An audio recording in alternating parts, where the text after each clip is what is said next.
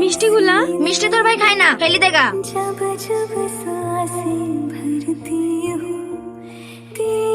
আরে আরে কি করছো? মিষ্টিটা খেলে না?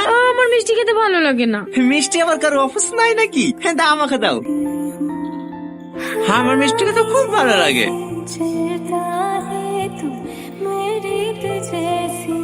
মা, বাড়ি কেন? এই দাঁড়া, তোর হাতে কি? কটা মিষ্টি আছে? আমার জামাই লেগিলে আসা মিষ্টি আমাকে খেতে না দি তুই চুরি করে নিয়ে যাসি। না না মা, আমি চুরি করিনি। আমি মিষ্টি খাই না তো। তাহলে বললে আমি ফেলে দিতে বললো। এত বড় মিথ্যে কথা, চোর কোথাকার। চুরি আমি চুরি করিনি। আরে এমনিতে দুধে থেকে জোরে চালে উঠতে পারছে না, আবার তারপর গায়ে হাত তুলছে। কি হয়েছে গো মা?